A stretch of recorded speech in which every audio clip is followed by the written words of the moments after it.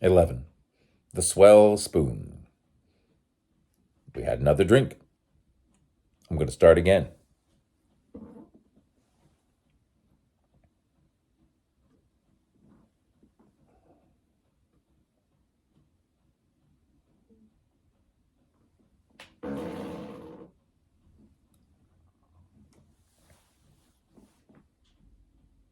11. The swell spoon. We had another drink.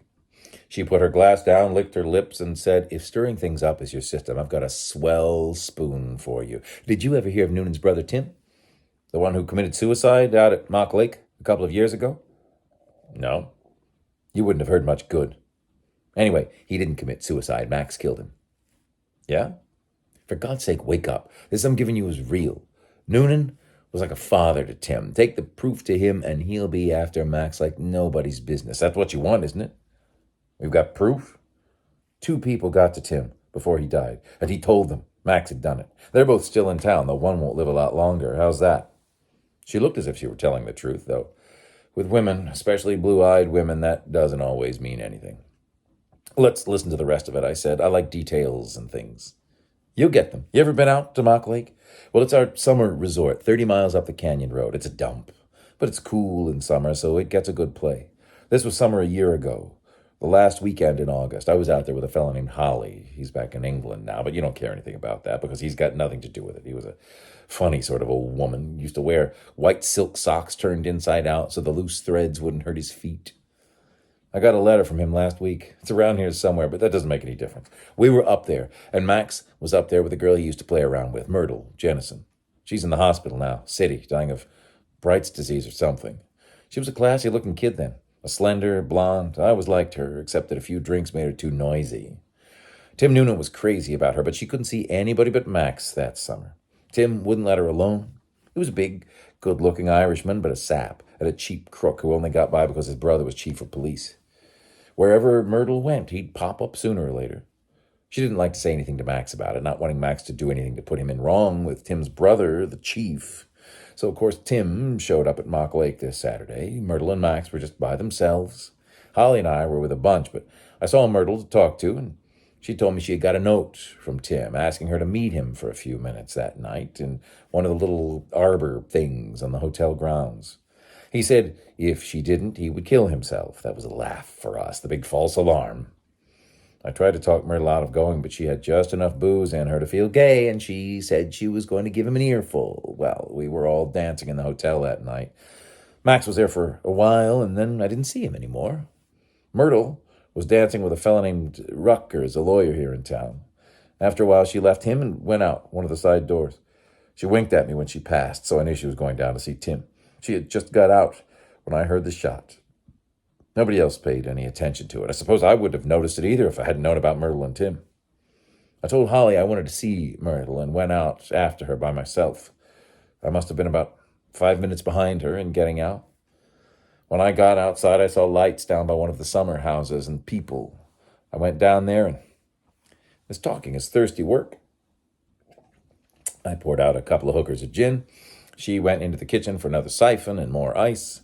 We mixed them up, drank, and she settled down to her tale again. There was Tim Noonan, dead, with a hole in his temple, and his gun lying beside him. Perhaps a dozen people were standing around, hotel people, visitors, one of Noonan's men, a dick named McSwain. As soon as Myrtle saw me, she took me away from the crowd, back in the shade of some trees. "Max killed him," she said. "What'll I do?" I asked her about it. She told me she'd seen the flash of the gun, and at first she thought Tim had killed himself after all. She was too far away, and it was too dark for her to see anything else. When she ran down to him, he was rolling around, moaning. He didn't have to kill me over her. I'd have... She couldn't make out the rest of it. He was rolling around, bleeding from the hole in his temple. Myrtle was afraid Max had done it, but she had to be sure, so she knelt down and tried to pick up Tim's head, asking, "Who did it, Tim?" He was almost gone, but before he passed out, he got enough strength to tell her, "Max." She kept asking me, "What'll I do?" They asked her if anybody else had heard Tim, and she said the dick had. He came running up while she was trying to lift Tim's head. She didn't think anybody else had been near enough to hear, but the dick had. I didn't want Max to get in a jam over killing a mutt like Tim Noonan. Max didn't mean anything to me then, except that I liked him, and I didn't like any of the Noonans. I knew the Dick, McSwain. I used to know his wife. He'd been a pretty good guy.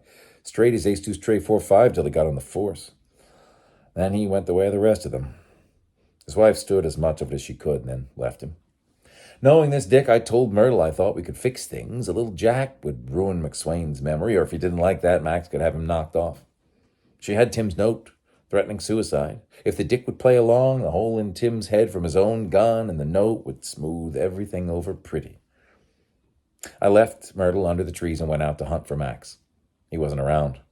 There weren't many people there, and I could hear the hotel orchestra still playing dance music. I couldn't find Max, so I went back to Myrtle. She was all worked up over another idea. She didn't want Max to know that she had found out that he had killed Tim. She was afraid of him. See what I mean? She was afraid that if she and Max ever broke off, he'd put her out of the way if he knew she had enough on him to swing him. I know how she felt. I got the same notion later and kept just as quiet as she did.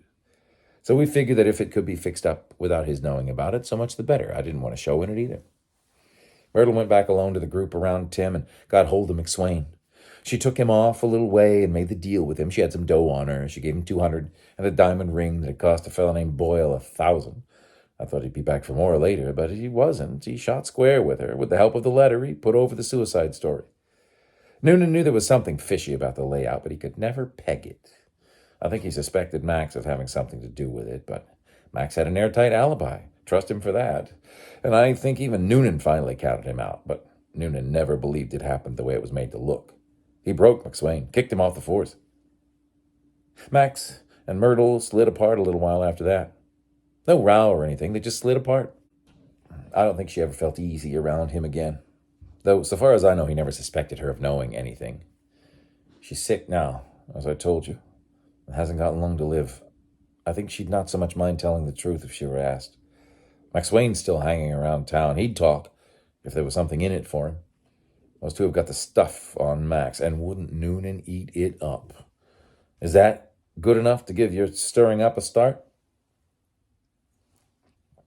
Couldn't it have been suicide, I asked, with Tim Noonan getting a last-minute bright idea to stick it on Max? That four-flusher shoot himself? Not a chance. Could Myrtle have shot him? Noonan didn't overlook that one. But she couldn't have been a third of the distance down the slope when the shot was fired. Tim had powder marks on his head and hadn't been shot and rolled down the slope. Myrtle's out. But Max had an alibi. Yes, indeed, he always has. He was in the hotel bar on the other side of the building all the time. 4 men said so. As I remember it, they said it openly and often, long before anybody asked them. There were other men in the bar who didn't remember whether Max had been there or not, but those 4 remembered. They'd remember anything Max wanted remembered. Her eyes got large and then narrowed to black-fringed slits. She leaned toward me, upsetting her glass with an elbow. Pete Murray was one of the 4. He and Max are on the outs now. Pete might tell it straight now. He's got a pool room on Broadway. This McSwain, does he happen to be named Bob? I asked. Bow-legged man with a long jaw like a hog's. Yes, you know him? By sight. What does he do now? A small-time grifter. What do you think of the stack-up? Not bad. Maybe I can use it. Then let's talk scratch. I grinned at the greed in her eyes and said, not just yet, sister. We'll have to see how it works out before we start scattering pennies around. She called me a damned nickel nurser and reached for the gin. No more for me, thanks, I told her, looking at my watch. It's getting along toward 5 a.m., and I've got a busy day ahead. She decided she was hungry again. That reminded me that I was. It took a half hour or more to get waffles, ham, and coffee off the stove. It took some more time to get them into our stomachs and to smoke some cigarettes over extra cups of coffee. It was quite a bit after 6 when I got ready to leave.